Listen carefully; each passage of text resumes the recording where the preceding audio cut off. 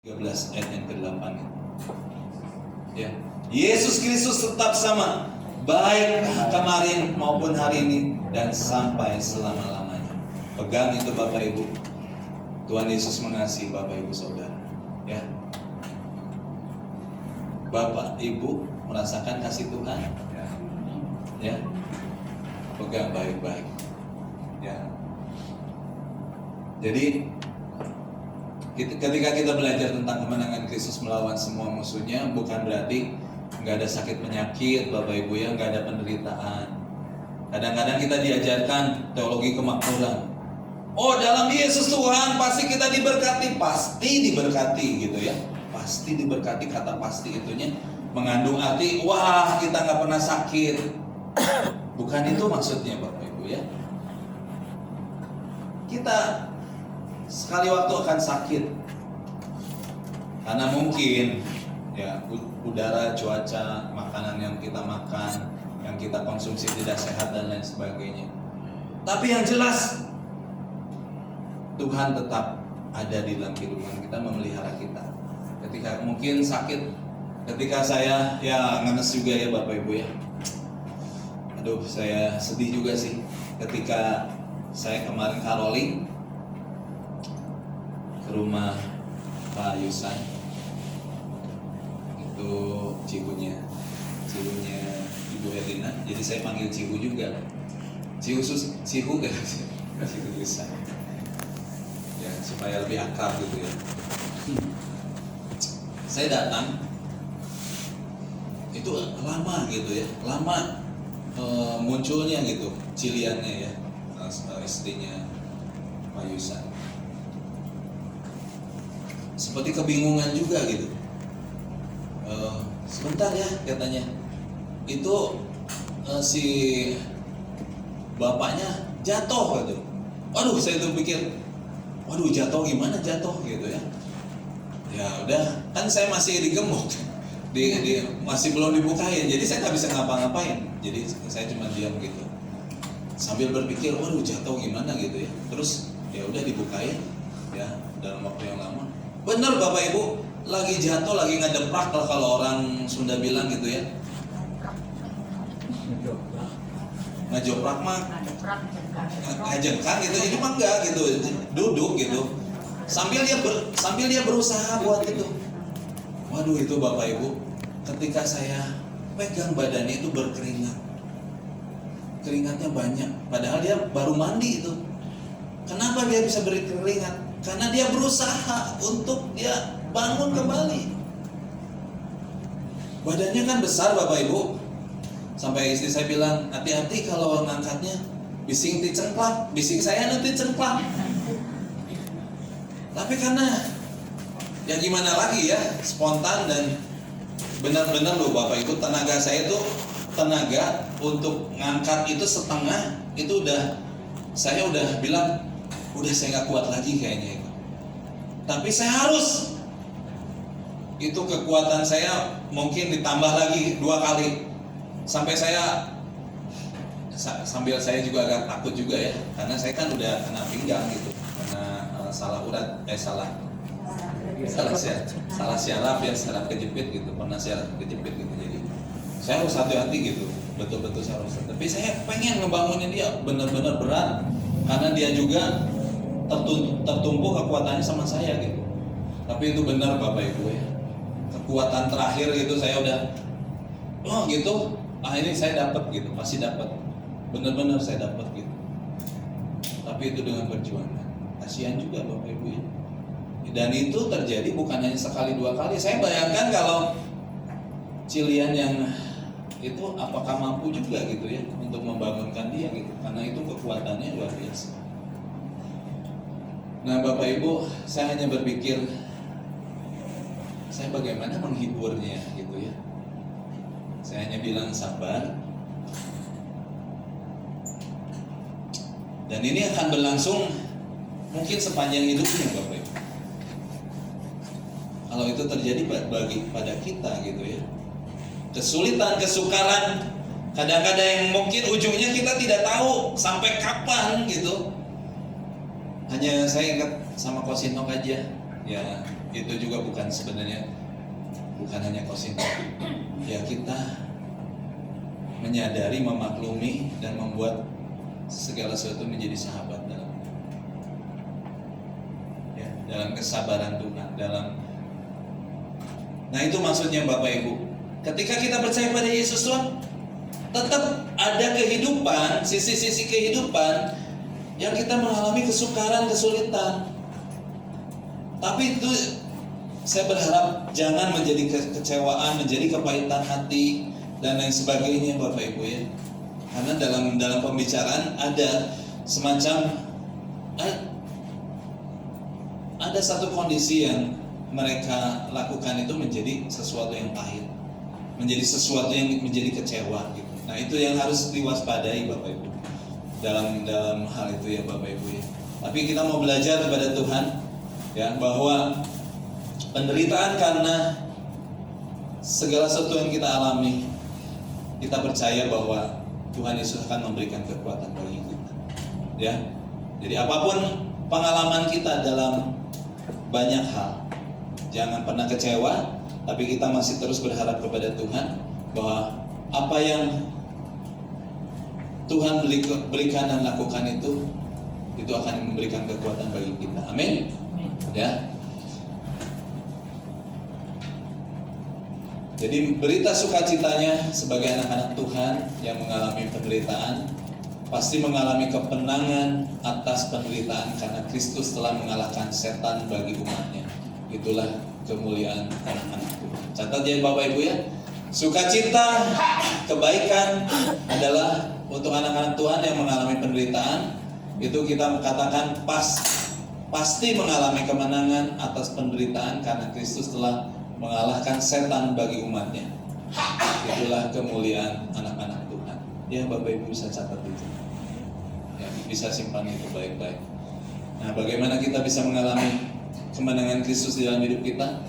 Bahkan di dalam penderitaan yang kita alami, fokuslah kepada kemenangan Kristus atas setan ketika kita berada di dalam penderitaan, dan percayalah akan janji-janji Tuhan yang pasti memberi ke kita kemenangan atas penderitaan karena kemenangan Kristus. Amin.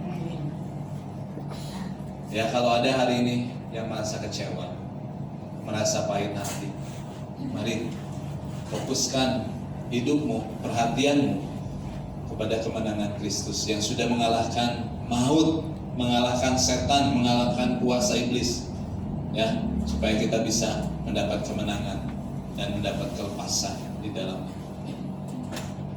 Oke.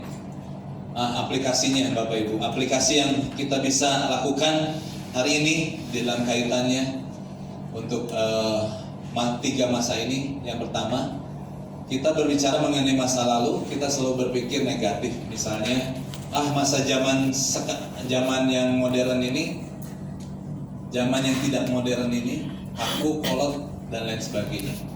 Jadi banyak pemuda termasuk orang-orang Kristen berpikir seperti itu, lalu membuang sama sekali masa lalunya. Ya.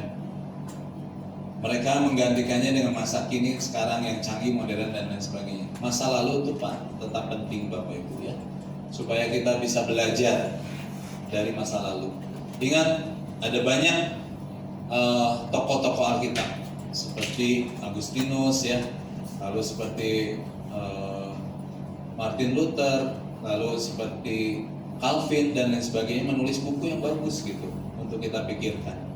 Lalu ada himne-himne ya, ada lagu-lagu yang sudah diciptakan yang menjadi kekuatan bagi kita, bukan hanya lagu-lagu yang kontemporer dan lagu-lagu masa kini ya Bapak Ibu ya, seperti Bach katanya ya, seperti Wolfgang, Mozart, dan Beethoven dan lain sebagainya. Jadi jangan lupakan masa lalu, tapi buatlah masa lalu itu menjadi sesuatu kekuatan bagi kita di masa kini ya Bapak Ibu. Nah, yang kalau masa kini kita akan menghargai tetap lagu-lagu tadi yang kita nyanyikan itu juga cukup baik ya Bapak Ibu. Bagaimana itu terambil di dalam 1 Korintus 10 ayat yang ke-15. Sebagaimana aku ada hari ini, itu adalah kasih karunia Tuhan. Ya, itu tadi lagu yang nggak salah. Kalau kita ada hari ini, itu karena kasih karunia Tuhan loh Bapak Ibu. Bukan semata-mata Bapak Ibu menjaga kesehatan, bukan semata-mata itu. Atau makan makanan yang sehat, atau berolahraga. Tapi lebih daripada itu, Bapak Ibu ada sekarang sampai hari ini karena kasih karunia Tuhan. Amin. Ya. Jadi dari hal itulah kita bisa mengembangkan talenta kita. Ya ingat ya Bapak Ibu ya, setiap orang itu dikasih talenta. Jangan ada orang bilang saya mah nggak punya talenta apa-apa, saya mah cuma dikasih 1, oh orang lain 2, apalagi si itu 5. Nah, jangan Bapak Ibu. Setiap orang punya talentanya, dan mari kita kembangkan itu. Pergunakan waktu mengembangkan talenta untuk kemuliaan Tuhan, itu jauh lebih penting daripada kita fokus, aduh ini kesusahan terus. Kesusahan sehari cukuplah sehari, kata firman. Jadi artinya kita nggak boleh fokus terhadap kesusahan kita, tapi kita lebih fokus kepada Allah yang dahsyat, Allah yang hebat, Allah yang memberikan kemenangan bagi kita, dan bagaimana kita hidup di dalamnya atas kasih karunia, dan kita mengembangkan apa yang Bapak Ibu bisa. Ya, jangan hanya menjadi cheerleaders, jangan hanya jadi komentator, jangan hanya kritikus saja. Ya, mari jadi pemain. Dan bagaimana Bapak Ibu bisa merasakan berkatnya luar biasa ya. Coba kalau Bapak Ibu ngegolin dengan gitu itu bisa. Gitu ya. Kasih komentar. Bapak Ibu dapat berkat ya kalau kasih komentar sih? Nggak dapat apa-apa tuh Bapak Ibu. Ya paling komentarnya bagus gitu ya, cuman itu doang. Coba kalau Bapak Ibu merasakan jadi pemain, bagaimana suka duka dan bagaimana mendapat kemenangan itu jauh lebih baik, benar gak? Pengalamannya itu Bapak Ibu mungkin nggak bisa terlupakan sepanjang hidup Bapak Ibu. Itulah pengalaman. Mau Bapak Ibu ngembangin talenta Bapak Ibu? Bisa salaman, bagus. Bisa nyalami, bagus. Bisa memperhatikan. Ada orang yang nggak bisa memperhatikan. Itu pun karunia, kata firman Tuhan. Betul? Ya. Kita bisa ngajar. Itu talenta. Kita bisa mendoakan orang bersyafaat. Itu talenta Bapak Ibu. Jadi nggak ada yang di sini saya nggak punya talenta, saya nggak mau melayani Tuhan. Kalau nggak mau melayani Tuhan, mau melayani siapa? Kalau kita ngaku kita sebagai pengikut Kristus, kalau kita nggak melayani Kristus, melayani siapa jadinya? Ya itu jadi pertanyaan buat kita ya Bapak Ibu ya. Mari kalau kita percaya Dia sudah menyelamatkan, Dia begitu baik, Tuhan Yesus tidak pernah berubah ya. Nah kreativitas perlu dikembangkan, tapi kreativitasnya juga yang baik ya Bapak Ibu ya. Akan selalu ada standarnya gitu ya, standarnya dalam firman Tuhan. Kekristenan bukan hanya berfokus kepada masa depan, tetapi juga masa kini, dan melalui panggilan Tuhan biarlah kita disadarkan akan pentingnya mandat budaya. Mandat budaya itu apa? Mandat dengan menundukkan dan mengembalikan budaya di bawah kaki Kristus. Selain itu mandat juga untuk memberitakan Injil. Jadi kalau hari ini Bapak Ibu, mungkin saya nggak tahu ya, suatu hari Bapak Ibu nanti ada di bagian politik di negeri ini, mari menjadi politikus yang baik, politikus Kristen yang baik. Kalau hari ini di bidang ekonomi mungkin ya menjadi ekonom orang-orang yang mengasihi Tuhan dan memuliakan. Apapun pekerjaan, Kolose 1:2-3 mengatakan lakukanlah seperti untuk Tuhan dan bukan untuk manusia. Setuju Bapak Ibu? Apapun Bapak Ibu, pekerjaan apapun, profesi apapun, mari kita akan kembangkan, dan itu menjadi kemuliaan bagi nama Tuhan ya. Menjadi seorang pembisnis, menjadi seorang karyawan, menjadi seorang ibu rumah tangga, menjadi seorang pelajar, menjadi seorang pendeta, menjadi hamba Tuhan, menjadi seorang pelayan Tuhan, semuanya kita kembalikan kepada hormat kemuliaan Tuhan ya. Nah masa depan dan kedaulatan Allah, kita bukan dukun, kita bukan cenayang, dan kita nggak boleh ke dukun dan ke cenayang ya. Kenapa? Karena masa depan ada di dalam kedaulatan Allah ya. Jadi ingat baik-baik, bangsa Israel dihukum karena dia tidak setia kepada Tuhan. Salah satu ketidaksetiaannya itu adalah yang begini nih, yang Saul ditinggalkan Tuhan. Kenapa? Karena dia memanggil arwahnya Samuel. Ngeri ya? Itu kekejian buat Tuhan. Tuhan itu cemburu katanya. Kekejian buat Tuhan itu adalah jangan ada ilah lain di hadapan. Jangan membuat patung untuk disembah. Wah, itu berapa orang mati ketika dia Harun atas desakan bangsa Israel membuat lembu emas, anak lembu emas. Digerus emasnya, disuruh minum. Tapi sebelum itu pun ada banyak yang mati. Ya,